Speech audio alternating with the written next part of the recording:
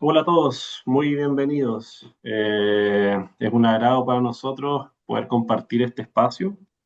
Ya tenemos más de 50, 60 personas conectados, así que bueno, vamos a comenzar este webcast, como dice el título, Estimación de importe recuperable bajo NIC 36, una mirada especialista.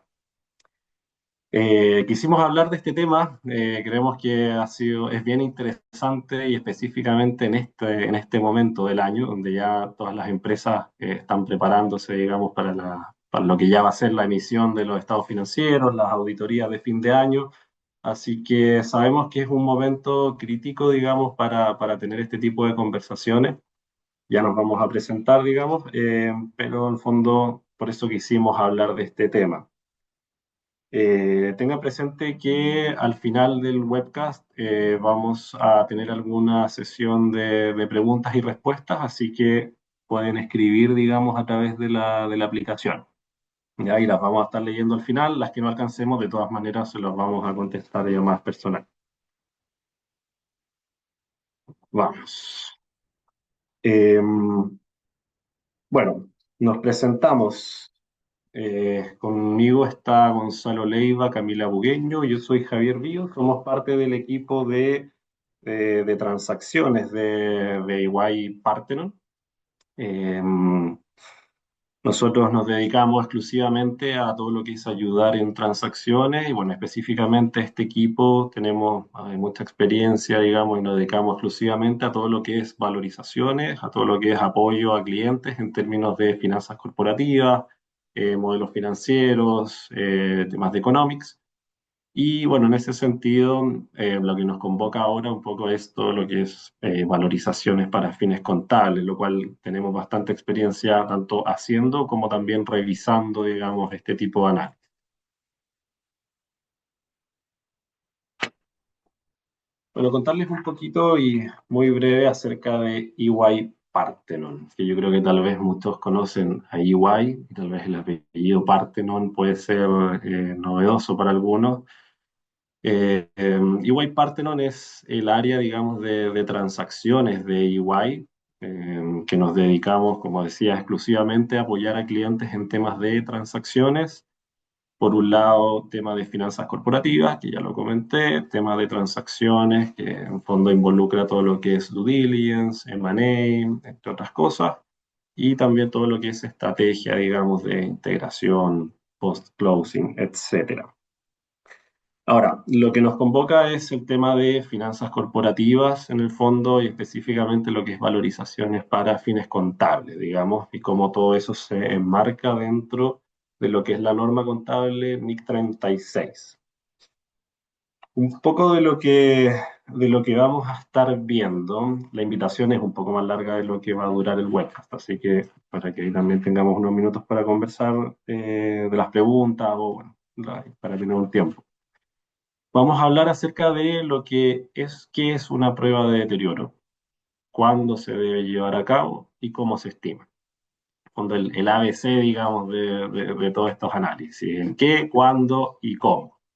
Eso es con respecto a lo que es importe recuperable. Y por otro lado, vamos a pasar a el otro lado, digamos, de la ecuación, que es el importe en libros. Ya que igual queremos dedicar algunos minutos, digamos, para poder explicar eso, que en nuestra experiencia a veces puede ser un poco confuso. Y finalmente vamos a conversar acerca de algunas recomendaciones finales. Como les decíamos, nosotros somos revisores, además de hacer test, también revisamos muchos, entonces nos toca ver muchos análisis que preparan nuestros clientes y en ese sentido, por supuesto, sin dar nombres ni nada secreto, digamos, vamos a contarles cuáles son nuestras recomendaciones más bien generales. En cada uno de estos apartados, lo que es importe, determinación del importe recuperable y tanto lo que es la determinación del importe en libros, vamos a comentar un caso práctico. ¿Ya? Entonces, la idea es hablar un poco de lo que es la teoría, ¿cierto? ¿Qué es lo que dice la norma? ¿Qué es lo que nuestras recomendaciones sobre eso? Y después cómo eso se aplica a una planilla, en este caso, o a un análisis de flujos proyectados. Eso es.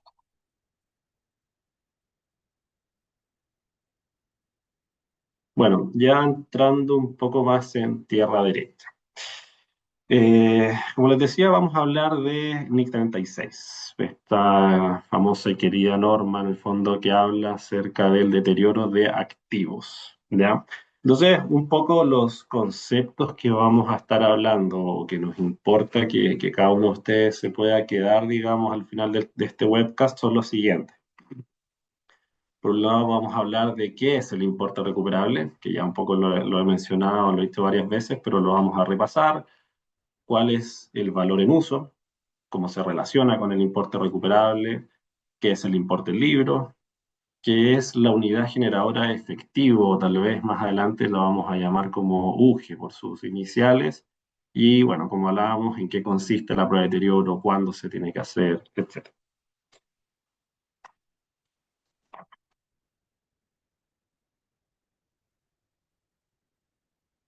Bueno, como les mencionaba, vamos a hablar del qué, el cuándo y el cómo. Ya, eso, digamos, es como el pilar básico, digamos, de la norma. Así que vamos ahora a profundizar acerca de eso. Bueno, y para responder a la primera pregunta, de qué es una prueba de deterioro. Bueno, es aquí que hemos preparado un slide que resume los principales temas que hemos visto en base a la práctica, eh, que básicamente lo dividimos en 5 elementos. La definición de una prueba de deterioro consiste en el concepto de comparar el importe en libros con el importe recuperable de un activo o de un grupo de activos denominado unidad generadora de efectivo o UGE, como mencionaba Javier. Los componentes de la prueba de deterioro naturalmente son el importe recuperable, que podríamos hablar que es una especie de símil de valor económico del auge del activo que estamos evaluando, mientras que el importe libre justamente consiste en el registro contable de esta unidad generadora de efectivo que vamos a usar para efectos de la comparación. Según la norma, el importe recuperable, ahora pasando a ese elemento, a la columna del medio, es que se puede calcular mediante dos metodologías: el valor razonable menos costos de venta, que está normado por NIF 13 en términos de la estimación del valor razonable y por NIC 36 en términos de la estimación de los costos de venta, y el valor en uso, que está normado netamente por NIC 36. Y aquí es donde nos queremos también detener, en el sentido de que valor en uso, al menos según la práctica, es la metodología más utilizada normalmente que nosotros vemos, sobre todo para testear unidades generadoras de efectivo. Las particularidades de este análisis es que cuando uno quiere analizar un activo por sí solo, es posible de que este activo no genere flujos de caja que sean independientes de otros activos. Por lo tanto, lo más común en la práctica de valorización, como les contaba, es estimar valor en uso en base a una realización de una prueba de deterioro a nivel de UGE. Ahora, un auge no necesariamente es una empresa. Puede corresponder a un segmento puntual o incluso a un grupo de entidades individuales que englobe varias entidades. Entonces ahí la pregunta que queda es: ¿activo individual o UGE? ¿Qué es lo que tengo que hacer?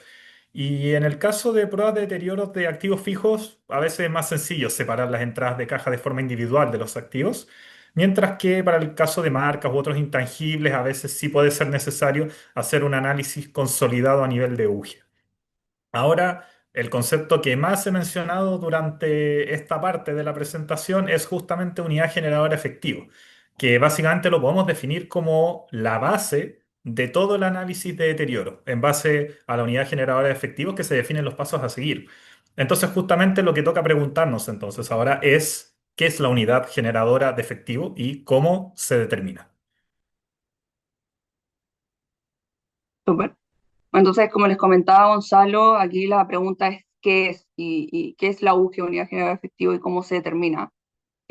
Aquí es importante entender que la UGE no es solamente un concepto contable meramente teórico, sino que es más bien una base práctica para realizar la prueba de deterioro y en el fondo asignar de forma consistente con la operación que tenga realmente el negocio. Por definición, una unidad generadora de efectivo es el grupo de activos más pequeño que genera entradas de caja, pero que sean independientes. Por ejemplo, algo muy directo que podríamos pensar de UGE podría ser, no sé, una cadena de farmacias, por ejemplo, que tiene 40 locales a lo largo de Chile. Y a través de estos 40 locales se tienen precio y cajas que son centralizados. Esta cadena de farmacia, a pesar de tener 40 locales, tiene precio y cajas que son centralizados y que al final es gestionado solo como un único negocio. En este caso, uno podría pensar inicialmente que como son 40 locales que tienen cada una entrada de caja, podría pensar que son 40 UGEs, pero en el caso de una cadena de farmacia que se gestiona todo como un solo negocio, podríamos decir que en realidad no, que en realidad no son los 40 locales independientes, sino que más bien es un único negocio que es gestionado de manera centralizada y por lo tanto es una única UGE. ¿Ya? Y esto también está muy ligado a lo que se menciona en el punto 6 respecto a que es importante no solo mirar los activos o los flujos de efectivo en abstracto, sino que más bien hay que entender cómo la administración realmente opera el negocio en la práctica. Por otro lado, también es importante saber y es lo que comentaba un poco Gonzalo al principio, es entender cuando tengo un activo fijo, quizás es más fácil asociarlo a una entrada de caja y definir la búsqueda pequeña, pero quizás cuando son activos intangibles como una marca o una plusvalía, necesito agrupar más activos porque el intangible por sí solo no genera caja. Entonces, eso. Y por último, hay algo que yo creo que es importante y es más bien una recomendación para ustedes y para evitar en el fondo enredarse con la determinación del auge, es siempre pensar si es que no puedo obtener una información financiera clara y separada para un auge, entonces probablemente es porque esa unidad de negocio no es realmente independiente. Claro, y ese punto ahí es crucial en el fondo, porque según la norma es la mínima unidad en el fondo que puede generar los flujos en el fondo.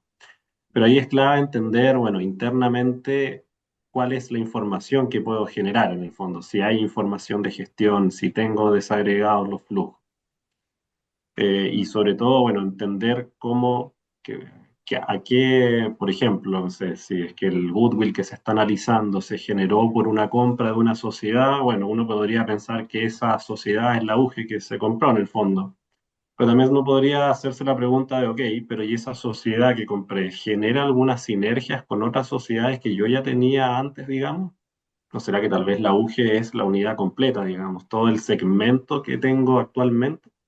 Esas son las preguntas que hay que hacerse en el fondo. La definición de qué es la unidad generadora de efectivo es el comienzo, digamos, de lo que es la prueba de deterioro. Entonces, es bien importante dedicarle tiempo y análisis a definirlo correctamente para no tener que después estar haciendo cambios durante el análisis.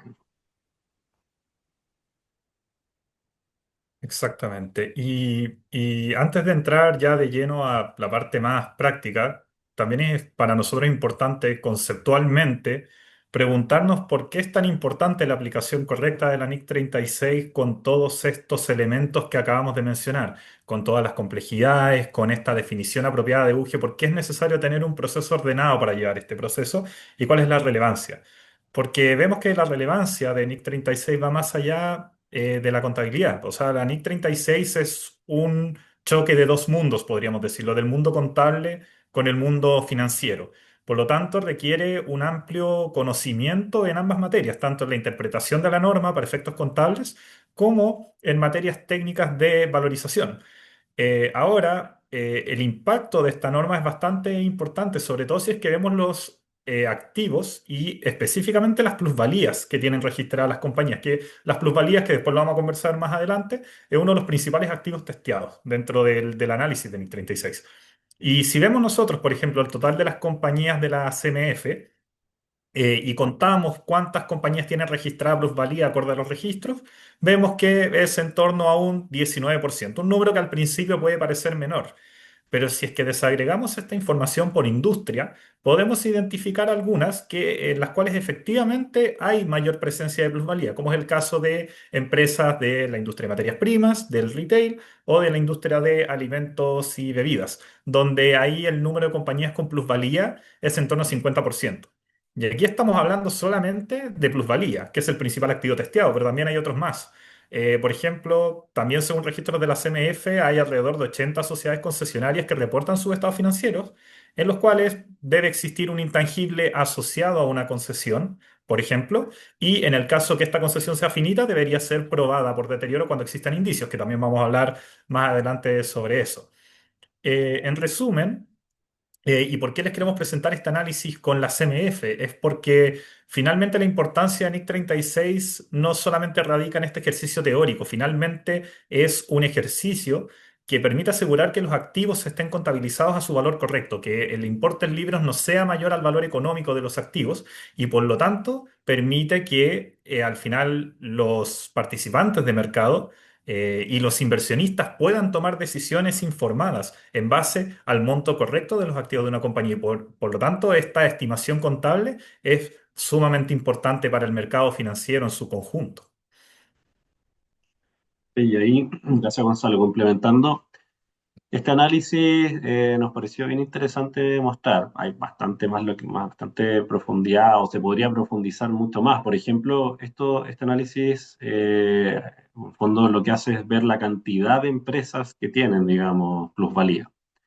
Pero ahí si uno hace el doble clic en cada una de las empresas, claro, uno podría ver que en algunas, y dependiendo obviamente de las industrias y qué tan activas son en transacciones, el porcentaje de goodwill o de intangibles, digamos, dentro del total de activos de la empresa, muchas veces es bastante relevante.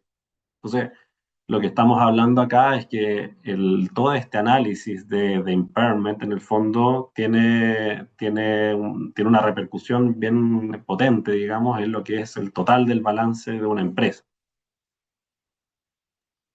Exactamente. Y por eso también es muy importante entonces hablar de la frecuencia. ¿Cada cuánto tiempo tenemos que hacer esto? Y es aquí donde hemos preparado un detalle adicional para guiarlos un poco respecto a este tema.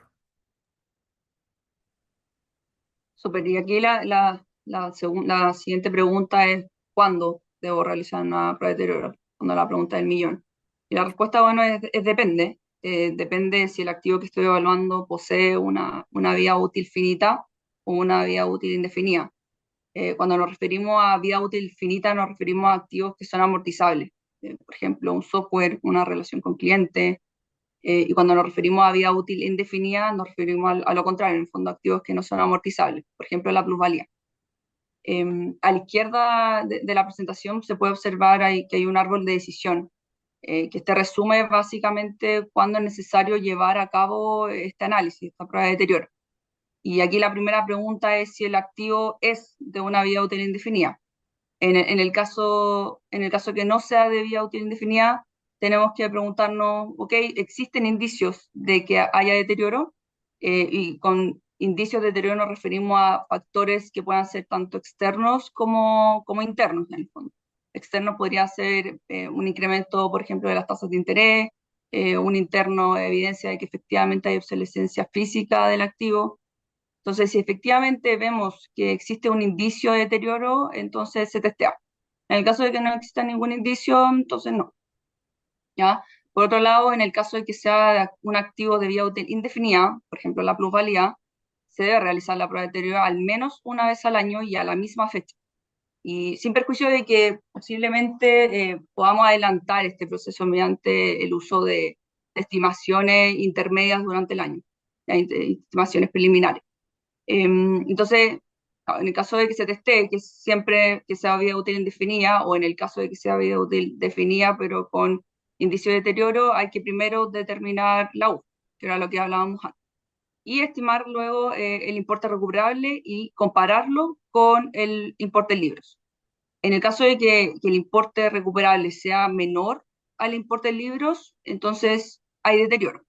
En el caso de que no sea, no hay deterioro. ¿Ya?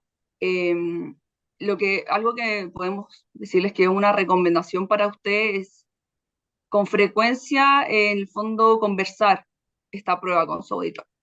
¿Ya? Exactamente, y complementando ahí también el punto que dice Camila, que si bien la prueba de deterioro, por ejemplo, plusvalía, se tiene que hacer a la misma fecha y una vez al año, hay opciones de adelantar este proceso.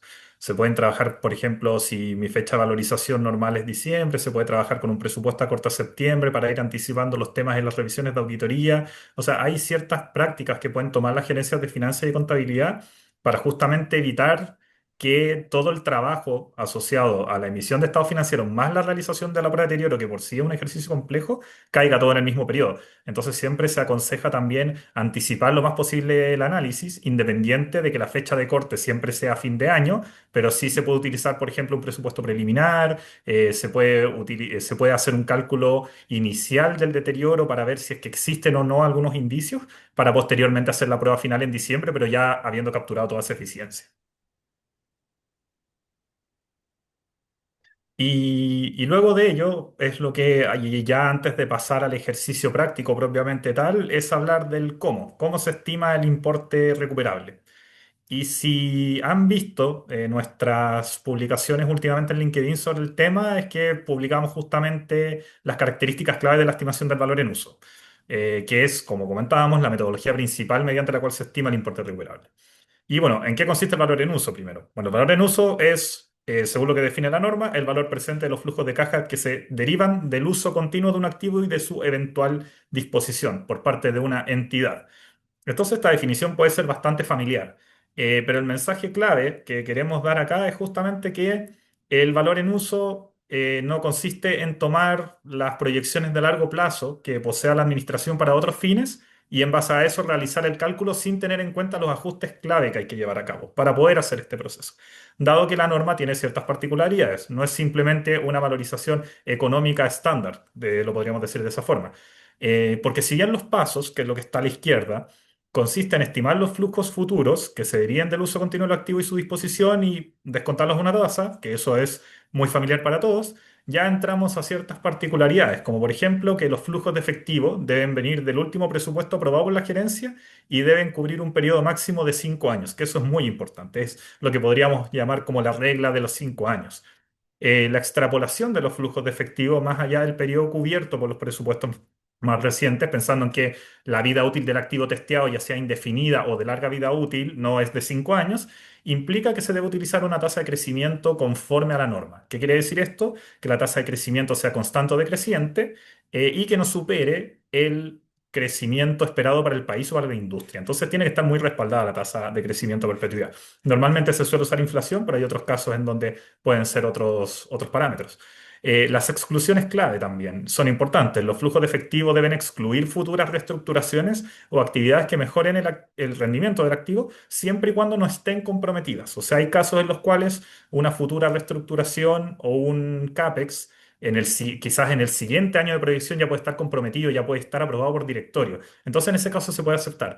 Pero normalmente de 2 años para adelante, guardando las proporciones dependiendo de la industria, probablemente ya no es aceptado por el estándar. Entonces estamos hablando ya de cosas que se vienen en el mediano plazo.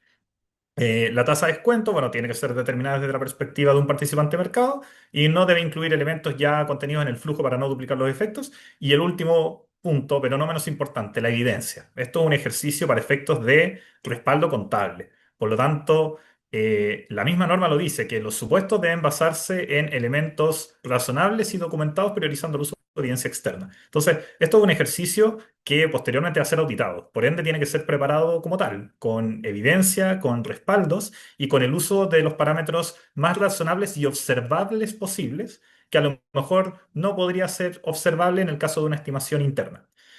Por lo mismo, es que también preparamos este pequeño resumen, cual voy a pasar bien rápido, pero básicamente, si comparamos el valor en uso con una valorización para un análisis interno, tienen estas diferencias. El plazo de proyección, como comentaba, hay que seguir la regla de los 5 años para NIC 36, pero para el caso de un análisis interno puede depender de los criterios internos de la compañía. En el caso de la tasa de descuento, debe ser un cálculo detallado, observable, independiente de la estructura de financiamiento de la compañía, mientras que en un análisis interno, dependiendo de los fines, incluso se puede definir en base a indicadores internos de rentabilidad. No necesariamente tiene que ser un cálculo detallado. Va a depender mucho del propósito. Como comentaba, el valor en uso va a ser revisado por su auditor y una valorización o análisis interno probablemente no, asumiendo que no es para algún fin contable. El crecimiento a perpetuidad en el valor en uso tiene que estar respaldado por los elementos que ya comentaba, no supera el crecimiento asociado al país o a la industria y tiene que estar bien documentado, a diferencia de una valorización o análisis interno que puede tener un parámetro base utilizado por la administración normalmente. La incorporación de mejoras, también conversamos sobre eso. NIC 36 tiene una aplicación más limitada respecto a las mejoras, es decir, inversiones de expansión o reestructuraciones, mientras que en un análisis interno justamente la incorporación o el análisis de una mejora o reestructuración va a ser el objeto del análisis. Entonces aquí es muy distinto. O sea, NIC 36 no mide el valor económico de una mejora o de un proyecto, es el valor de lo que ya está en la contabilidad. La base impositiva, que se exige que el cálculo sea antes de impuesto en valor en uso, en el caso de la valorización análisis interno va a depender, y la documentación, que sí se exige respaldo y documentación de los supuestos analizados, porque estos finalmente van a ser revisados por su auditor. Y bueno, antes del caso práctico, en el fondo, bueno, lo que ya hasta lo que hemos visto hasta ahora, en el fondo, el qué es el importe recuperable, el cuándo, digamos, la frecuencia y el cómo, ¿cierto? Como cuáles son las características. Hemos tocado varios temas que en realidad cada uno se podría profundizar bastante, ¿ya? Así que bueno, vamos a ver ahora el caso, digamos, pero en caso de cualquier pregunta o si hay algo que tal vez tocamos muy en tanto detalle, lo podemos ir conversando después, en el fondo. Ahora, solo hay un tema dentro de las características que sí me gustaría detenerme un poco, que es cuando hablamos de los 5 años. Que como bien comentaba Gonzalo, la norma habla de los 5 años, pero no nos quedemos con la idea de que solamente hay que hacer 5 años, ¿cierto? Gonzalo lo mencionaba en el fondo de que hay que analizar cuál es la vida útil del activo, en el fondo, para poder hacer una proyección acorde a la vida del activo. Entonces, si es que estamos analizando algo, como decía Camila, de vida útil indefinida, como puede ser un goodwill, bueno, los flujos tienen que ser a perpetuidad, en el fondo, como si fuera una empresa en marcha que va a funcionar para siempre. Entonces, deberían ser esos 5 años y una perpetuidad o un valor residual al final. Eso, entonces ahora vamos a pasar con el caso práctico. Ah, bueno, aquí la idea es en el fondo em, poner en práctica lo que ya hablábamos y nos pondremos en el caso hipotético de que una empresa necesitó preparar una estimación de valor en uso y la cual va a ser revisada por sus auditores. Debido a estas experiencias previas, el equipo de contabilidad junto con el área de finanzas quisieron preparar un análisis lo más robusto posible con el fin de apegarse a los requerimientos de la norma y evitar que el proceso tenga más iteraciones de las necesarias. En base a ello, se preparó el siguiente ejercicio, el cual revisaremos a continuación bajo los siguientes supuestos. Son los supuestos. El primero es, el análisis corresponde a una prueba de deterioro de plusvalía, es decir, de vida útil indefinida, la cual la plusvalía no se encuentra contabilizada en el balance de la UGE, pero sí en el balance de la entidad adquiriente. Las predicciones son preparadas en términos nominales. La inflación de largo plazo en el país donde se encuentra ubicada la UGE es un 3%. La fecha de valorización es el 31 de diciembre de 2025 y se cuenta con información histórica para el periodo 2023-2025. Al analizar las predicciones realizadas el año pasado, se observa una desviación entre lo real y lo presupuestado de menos 3% a nivel EBITDA, y eso se puede ver en la tabla que tenemos un poquito más a la derecha, ¿verdad? Entonces, como los supuestos y la información general respecto a lo que vamos a revisar más adelante. Entonces, ¿qué tenemos acá? Aquí básicamente, como les comentaba Javier, cuando tenemos un activo, una auge con vida útil indefinida, en fondo tendría que ser una predicción de 5 años de perpetuidad, que es exactamente lo que tenemos en este caso. Tenemos flujos descontados, ¿verdad? Con el detalle de los ingresos, los costos, los gastos, está la estimación de la EBITDA, también está la estimación de la depreciación, especialmente para el cálculo del impuesto, ¿verdad? Una estimación de capital de trabajo, la devolución de la depreciación, ¿cierto? Porque la depreciación no es caja, simplemente es para el beneficio tributario, el CAPEX y la tasa de descuento y la tasa de crecimiento a largo plazo. ¿Ya? Además, se incluyen en esta misma tablita los ratios observados en la predicción de manera implícita, ¿cierto? E información de comparable. Y más adelante vamos a detallar y a explicar por qué tenemos tanto los parámetros o KPIs resultantes de la predicción y también tenemos la información comparativa. Dale, Súper. bueno, puntos que podemos ir observando y levantando en este flujo de caja. Lo primero que podemos ver es que el crecimiento del ingreso en el 2024 y en el 2025 fue un 1% sobre el PIB, ¿verdad? El PIB fue alrededor de 6,5, por ejemplo, en el 2024 y el crecimiento del ingreso fue un 7,5. O sea, fue un crecimiento de 1% sobre el PIB no proyectado del PIB real de ese periodo en el 2024. Además, podemos ver que el crecimiento se va estabilizando, ¿verdad?, en el largo plazo y va convergiendo al 3%. Y eso también lo podemos comparar con la historia, porque si vemos, la historia nunca ha tenido crecimientos superiores a eso. Em, Siguiente. Bueno, otro punto que también podemos ir viendo en el ejercicio es que en el 2026 en particular hubo un crecimiento superior, ¿cierto? Pero también hubo una inversión mayor en CAPEX sobre depreciación, ¿cierto? Vemos ahí que hay un 300% sobre depreciación, que es alto. ¿No está el 316% sobre depreciación? Entonces, efectivamente hubo un CAPEX mucho más alto en el 2026, pero también sumado a un crecimiento de los ingresos de un 9,5. Y ahí algo que es importante recalcar es que para cumplir con los requerimientos de la NIC 36 se debe considerar en este ejercicio solo los CAPEX que sean aprobados por directorio y solo por el primer año de producción, estos CAPEX de expansión. Estos 950 de inversión que tiene en el 2026 es porque en el 2026 fue aprobado por el directorio. Más allá del primer año suelen caer fuera de lo que el lineamiento de la norma permite, ¿no? Bueno, otra cosa que también podemos ir viendo en este flujo es el margen de EBITDA, ¿verdad?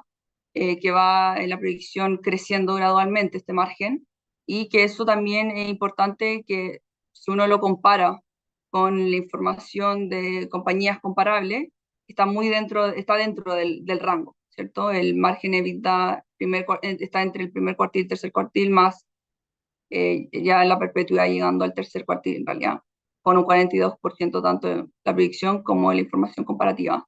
Y esto es importante, siempre en el fondo los resultados ir comparándolo con información de mercado.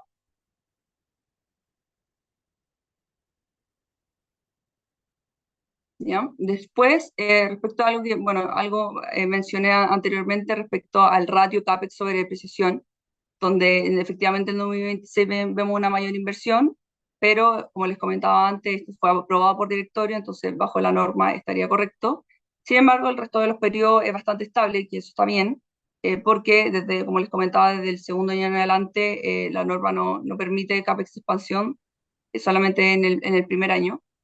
Y algo que sí tenemos que tener en cuenta y que tienen que ser revisado caso a caso es que no siempre el CAPEX va a ser 100% igual a depreciación. ¿Ya? Existen algunos activos que son más intensivos en activos fijos y que son de vida útil larga, entonces quizás no requieran el CAPEX igual a mantención, quizás requieran un poco menos. ¿Ya? Por último, algo que también le estaba adelantando un poco en las diapositivas anteriores respecto a siempre, en el fondo, comparar nuestros resultados, los resultados con información de mercado. Y esto es principalmente que es recomendable para, en el fondo, siempre estar de acuerdo al mercado. Ya, y siempre, en el fondo, tener en cuenta la razonabilidad del resultado con información de mercado. En este caso, vemos que tanto la tasa de descuento como los múltiplos implícitos dentro del price value EBITDA están dentro de la información de mercado y son consistentes, ¿cierto? Y esto permite y es recomendable porque permite que el análisis sea mucho más robusto y en el fondo que cumpla con los lineamientos que permite la norma. ¿Ya? Ahora, para que sepan simplemente, los múltiplos de mercados pueden ser obtenidos de distintas fuentes que son de pago, como Capital EQ, Bloomberg, Refinitiv, pero sí existen otros medios que son gratuitos. Por ejemplo, nosotros publicamos un informe llamado Transaction and Economic Report, lo publicamos trimestralmente y el cual puede servir como referencia. Y también incluimos ciertos parámetros de mercado que puede servir.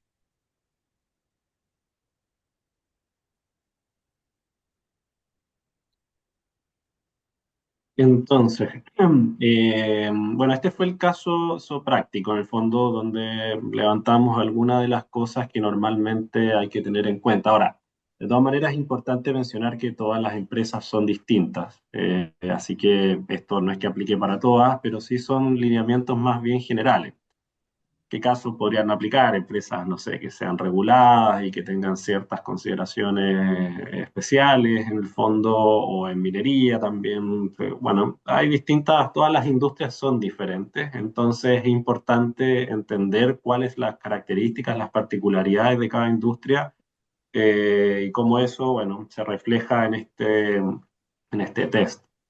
En el fondo, porque detrás de cada valorización, y que también incluye un test impairment, en el fondo hay una historia detrás. Entonces, ese es un poco el mensaje que les queremos dejar, de que la idea es que el test impairment tenga una historia bien contada, como se dice, ¿cierto? Que tenga una consistencia con respecto a cómo ha sido el desempeño histórico de la empresa, una consistencia con las empresas que son comparables o que son públicas en el fondo, bueno, sí, que mi margen EBITDA o cómo va, cómo es mi margen EBITDA en relación a, como decía Camila, la historia, los comparables, el crecimiento de la industria, los múltiplos, etcétera. Entonces, esas son cosas más bien transversales que hay que tener en cuenta en el fondo para todos los test.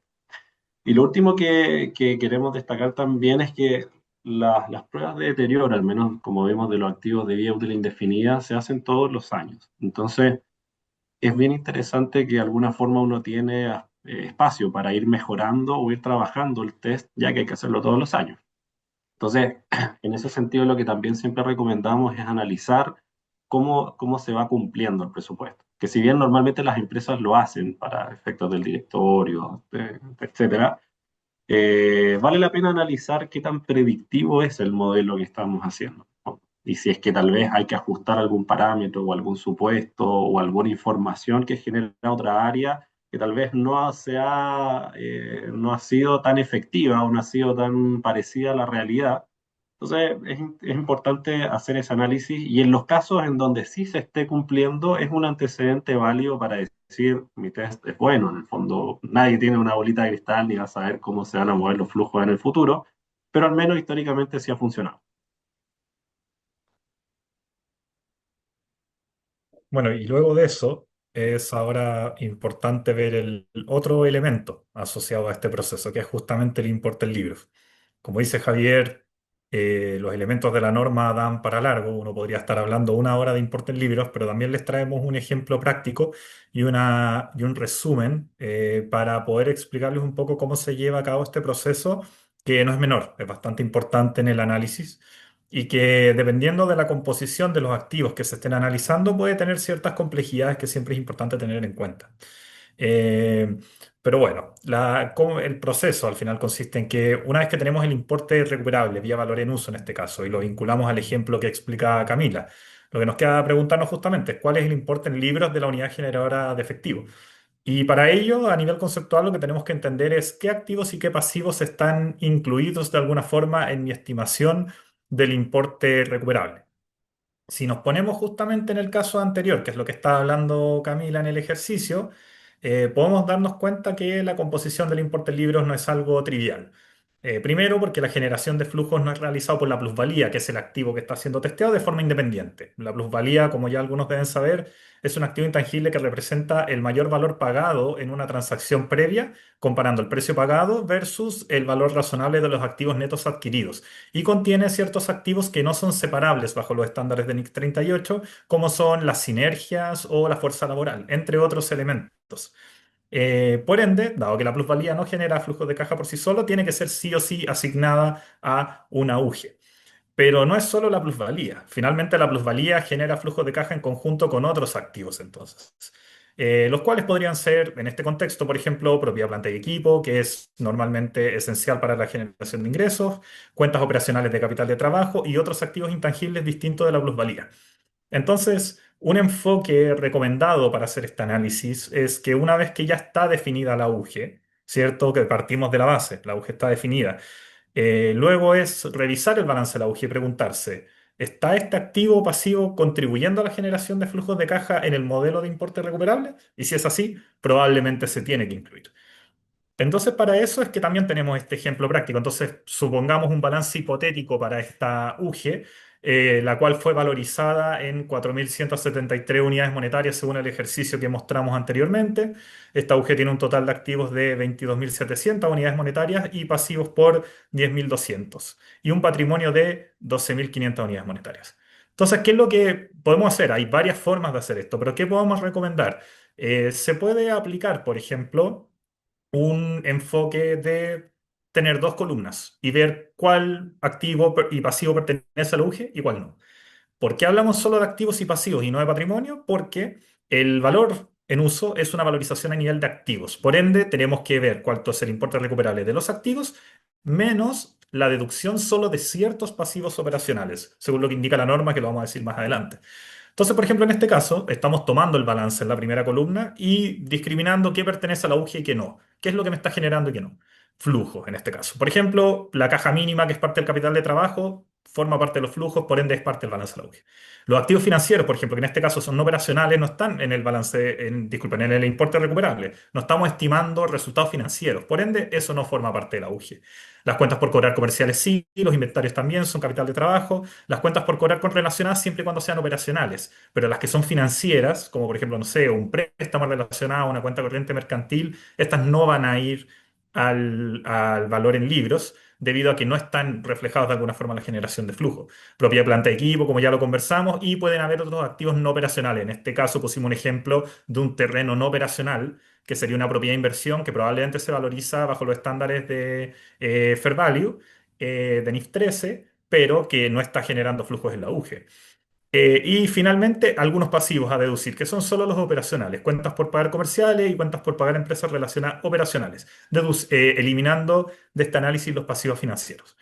Entonces, y como punto final, que la plusvalía reconocida, como comentó Camila, está fuera del balance de la UGI. Entonces, si es que comparamos esto con el importe recuperable de los activos, vemos que el importe recuperable son 4.173, los activos de la UGE en base a la columna que les mostré antes, 9.700, lo que está en la columna UGE para los activos, y los pasivos, que ojo que hay que restarlos, no sumarlos, en la columna UGE también eran de 6.200, y la plusvalía que tengo que sumarla, aunque esté por fuera del balance. Y con eso llega un importe en libros de 3.900 y una holgura de 273.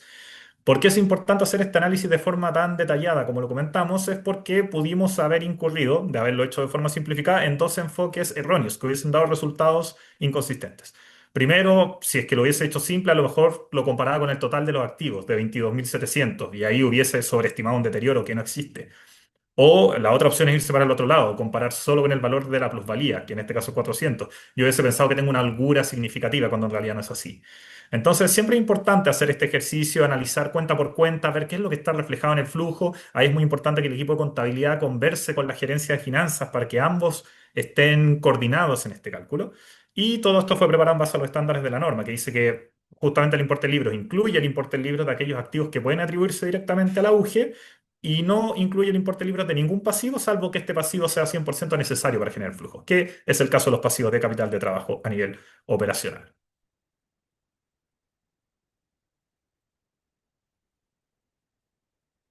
Y bueno, finalmente queremos pasar a unas recomendaciones finales. Así es, ya vamos finalizando el curso. Bueno, como les decíamos, ya vimos los dos casos, digamos, y hablamos, bueno, el caso de lo que es valor libre, valor, el importe recuperable, y el otro caso de el importe del libro, que eran un poco los mensajes que les queríamos transmitir en el fondo. Hay bastante más temas, podríamos haber hablado también de tasa de descuento, que sin duda da para largo, pero estos fueron los principales temas que quisimos hablar ahora y sobre todo poder explicarlos de manera bien práctica, ¿no? Sin duda deben haber más preguntas o deben haber preguntas, pero las podemos conversar después y feliz de ahí profundizar en esos temas. Entonces, resumiendo un poco, ¿cuáles fueron los temas que conversamos? Bueno, primero acerca de qué es la prueba de deterioro, ¿cierto?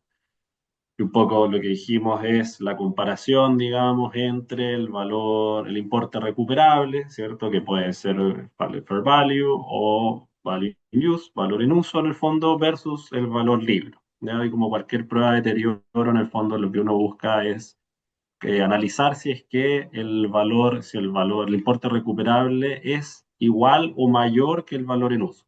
¿Cierto? Si es que es mayor, perfecto, lo dejamos igual porque está bien contabilizado como valor libro, pero si es menor, hay que ajustarlo. Y ahí es lo que se conoce como un deterioro. Esto es importante en el fondo porque de alguna forma impacta en los estados financieros. Entonces es un proceso que para nosotros y bueno, y para todos creemos que es valioso, digamos, que los estados financieros, en el fondo, dice mucho de las empresas. En el fondo es un diagnóstico, es un reporte que habla muy bien y uno puede entender muchas cosas de una empresa. Entonces sirve mucho para inversionistas, digamos, para toma de decisiones. Una forma, bueno, es bien sabido, digamos, que los estados financieros, sobre todo cuando son públicos, son sumamente importantes. Y como vimos, hay muchas empresas, digamos, en la CMF que tienen este tipo de intangibles y en algunos casos son bien relevantes. Hablamos también de la unidad generadora de efectivo, ¿cierto? De que de alguna forma lo que hay que analizar es, o el importe recuperable que hay que calcular es sobre la unidad generadora de efectivo. Como decíamos, es importante analizarlo desde un comienzo, cuál va a ser esta famosa UGE, si es que va a considerar varios países, o es solamente un país, o cada país tiene sus propias UGEs, o una planta productora es una, o es en todas en su conjunto. Bueno, no hay una respuesta, no hay una única respuesta. Lo que sí es claro es que es un análisis o algo que hay que dilucidar en el comienzo del test, en el fondo. No es algo que se deje para el final, es algo que hay que conversar, digamos, y discutir al comienzo. Después sobre la frecuencia, bueno, hay que distinguir si es un activo de vida útil indefinida o un activo con vida útil finita. ¿Cómo poder distinguirlo? Bueno, si es que tiene depreciación o amortización, es finita, cuando se va reduciendo su tamaño con el tiempo y ese, digamos, es su transcurso natural. Si es indefinida, se mantiene su valor salvo que tengan algún impairment, como decíamos antes, si es que su importe recuperable es menor que su valor libre. Ya, y la frecuencia, si es de vida útil indefinida, hay que hacer el test todos los años.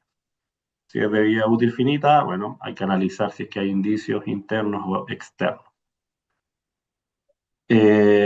Respecto al importe recuperable, dijimos hay dos metodologías, o la norma habla de dos enfoques, valor en uso, que es el que nosotros profundizamos acá, y el otro que es el fair value, el cost of disposal.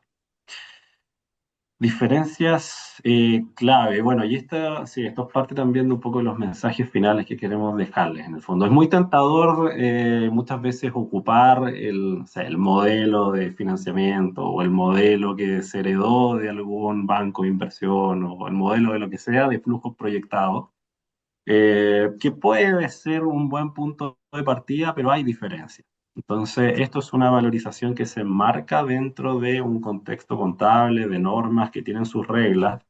Entonces, el mensaje ahí que les queremos dejar es, hay que tener en cuenta esas reglas, en el fondo. No, hay que tener conocimiento de la norma, de cuál es su aplicación, de cómo ha ido cambiando en el tiempo también, ¿cierto? Porque a veces es difícil interpretarla y van saliendo ciertas comentarios, etcétera. Y como todo proceso, digamos, contable, digamos, requiere una documentación correcta, ¿ya? Y sobre el importe del libro, bueno, ya lo comentamos, en el caso ahí que comentaba Gonzalo, o sea, no es solo calcular cuál es el valor en uso, cuál es el resultado, digamos, de los flujos de caja descontados, sino también hacerse la pregunta, bueno, ¿cuáles son los activos que estoy proyectando, que estoy haciendo el análisis en el fondo? ¿Este ingreso tiene que ver con este activo o este activo en realidad genera otros ingresos o no beneficia o no lo necesito para generar estos flujos? Si lo necesito, bueno, vamos a la comparación, vamos a la balanza, porque la idea es pesar los activos en el fondo. Entonces, hay que preguntarse si es que esos activos generan flujos o aportan a la generación de flujos, digamos, para ser parte del importe libre.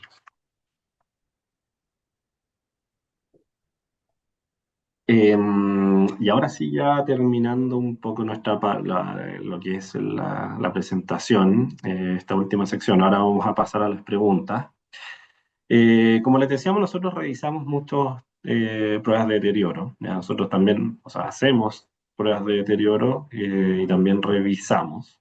Y dentro de las cosas que revisamos, de las cosas que normalmente vemos que son errores y que tal vez ahí les puede servir, digamos, para tener en cuenta. Uno, claro, no distinguir entre qué es lo que se está testeando en el fondo. ¿Ya? Que eso siempre hay que hacerse la pregunta antes, así como decíamos, ¿cuál es la auge? Bueno, ¿qué es lo que estamos valorizando? ¿Es una marca? ¿Es una plusvalía? ¿Es un activo fijo? ¿Es una planta? ¿Es una planta procesadora que es el activo fijo en sí? ¿O es la unidad generadora que engloba la planta? ¿Ya? Entonces es distinto hacer esos análisis, sobre todo por cuál va a ser el horizonte de proyección finalmente. Si estoy evaluando una empresa o un negocio que tiene asociado una planta productiva, bueno, es un negocio a perpetuidad. Ahora, distinto si quiero evaluar solamente la planta o el activo fijo asociado a la planta, en el fondo. Entonces, ahí hay ciertas sutilezas, en el fondo. Bueno, ver que estén todos los elementos del flujo, ¿cierto? Ahí en el caso que comentamos anteriormente, bueno, un flujo de caja, digamos, del activo, de la empresa, en el fondo, que debería tener un EBITDA, un impuesto, capital de trabajo e inversiones en activos fijos. No sé si se me pasó alguno, Cami González. Ujú, sí. Pero esos son los principales elementos, ¿cierto?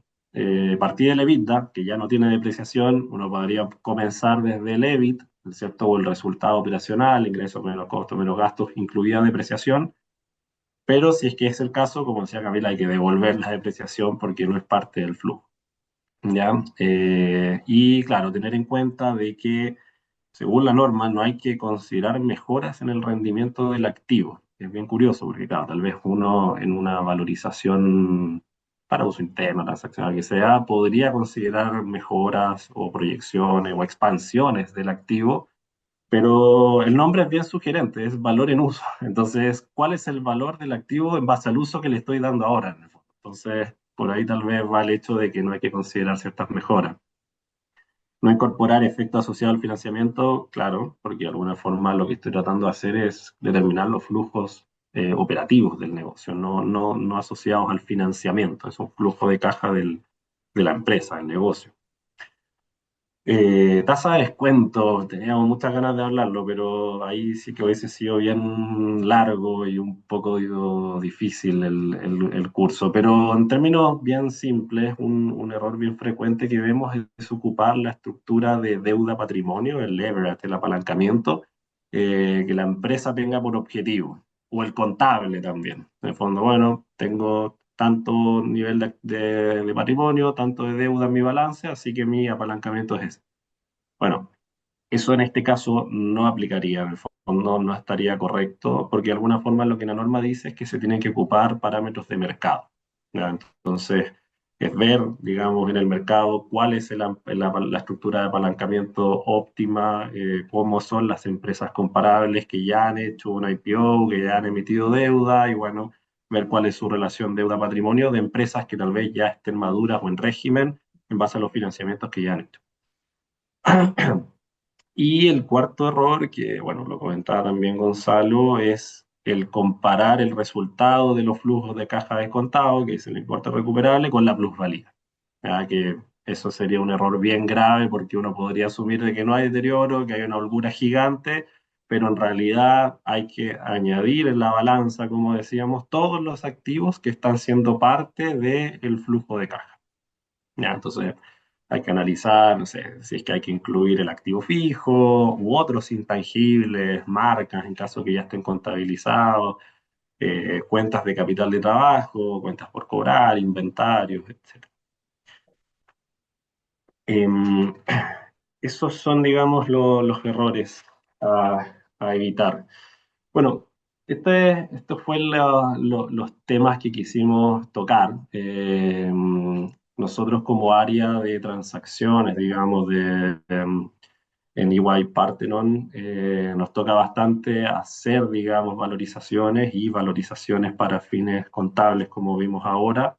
quisimos hacer este webcast porque creemos que lo importante acá es dar la connotación o poder transmitirles el mensaje de que estos temas son relevantes, ¿ya? De que hay que analizar la norma, de que hay que estudiarlo, de que no es una evaluación cualquiera. Entonces, creemos que es importante que cada uno de ustedes pueda profundizar en estos temas y sobre todo poder apoyarse con especialistas en los casos en donde crean que es necesario, en el fondo. ¿Ya? Como vimos, estos temas de deterioro pueden ser relevantes, pueden tener impacto, digamos, en el resultado de la empresa, en el balance. Entonces, nuestra recomendación son dos en ese sentido. Uno, investiguen y analicen por su propia cuenta, digamos, porque creemos que eso es importante y la norma es, digamos, está para el acceso de todos. El segundo es que analicen bien en qué casos sí necesitan un apoyo, digamos, de un especialista. Nosotros feliz de poder ayudarlos en resolver cualquier duda o trabajar juntos algún testing pair, en el fondo. Y lo último, hemos estado publicando bastantes, o hemos estado, sí, generando bastantes publicaciones en el LinkedIn de EY, o bueno, el personal de cada uno de nosotros los que estamos acá, donde también hemos comentado bastante de los temas que hemos estado hablando ahora. Entonces, nuestra idea es seguir en esa campaña de aquí al menos a diciembre, donde sabemos que ya, y ahí entramos al área chica, digamos, de este análisis. Entonces, nada, para que ahí puedan estar bien atentos, digamos, a lo que estemos publicando y ojalá eso también pueda resolver las dudas que tengan. Oye, les agradecemos mucho la asistencia, nos deja muy contentos todas las personas que han participado, nos han llegado muchas preguntas, así que, y nos llegaron preguntas antes también, entonces vamos a tratar de resolver lo máximo que podamos. Eh, pero también, bueno, respetando los tiempos de ustedes. Así que ahí, Sí. Gonzalo, te dejo. Sí, perfecto. Bueno, vamos a intentar resolver la mayor cantidad de preguntas. Bueno, igual nos preguntaban por los datos de contacto para ver posibilidades como de capacitación respecto a esta norma. Y bueno, ahí nos pueden escribir a los contactos, a los correos que vieron acá, ya sea vía LinkedIn o sea mediante los correos que están en la presentación. Este webcast queda grabado y van a poder tener acceso a la grabación, así que ahí van a poder obtener nuestros correos y ante cualquier consulta sobre ya un tema más formal de capacitación para un tema más específico, nos pueden contactar sin duda. Después nos preguntan por acá, cuando el activo tiene una vida útil finita, el diagrama de flujo que antes habíamos mostrado presentaba que si no existen indicios de deterioro, tenemos que finalizar el proceso. Pero ¿qué pasa cuando queremos reversar el deterioro? ¿Cómo se justifica esto? Y bueno, y esa es una muy buena pregunta.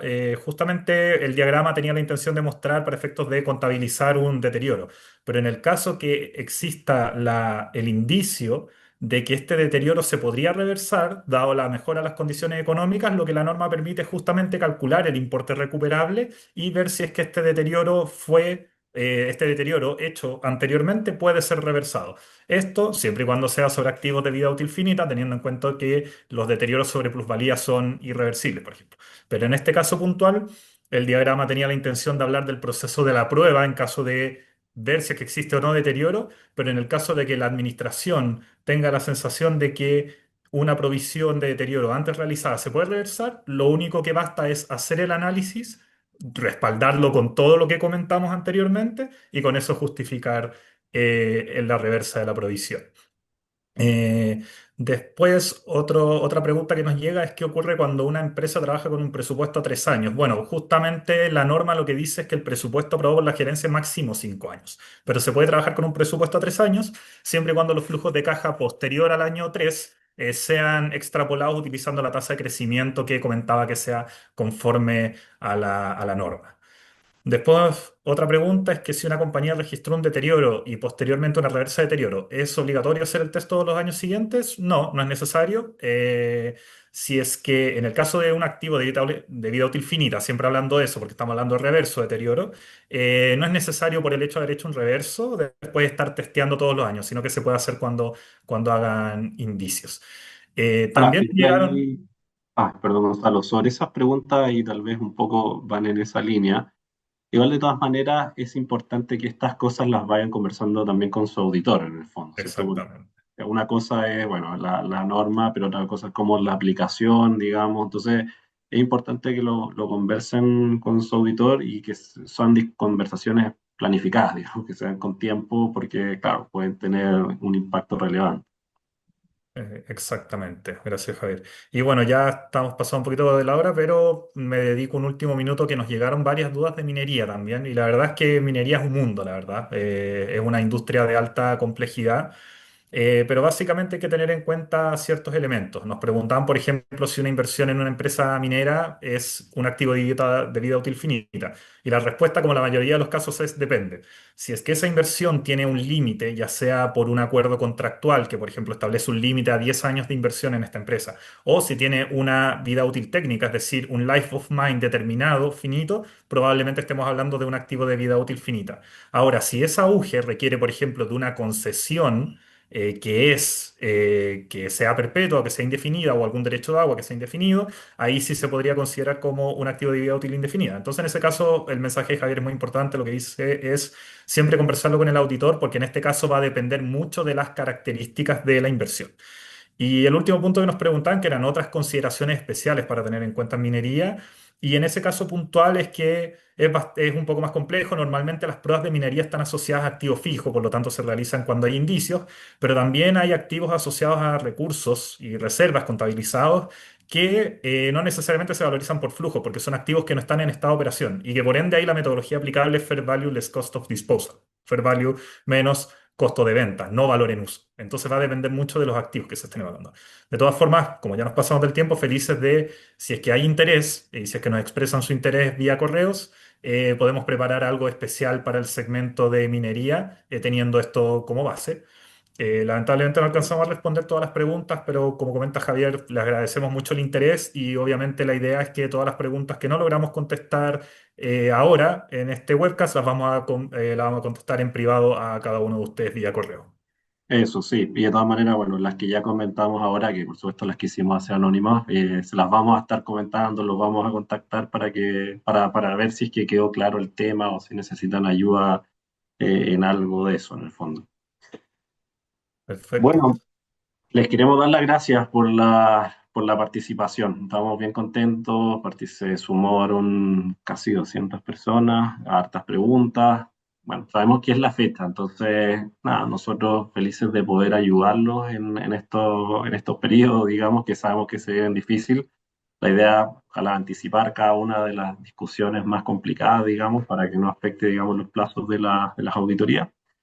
Y nada, bueno. Nos despedimos, les damos las gracias por participar y esperamos seguirnos viendo. Muchas gracias a todos por su Muy participación. Que bien. tengan un buen día.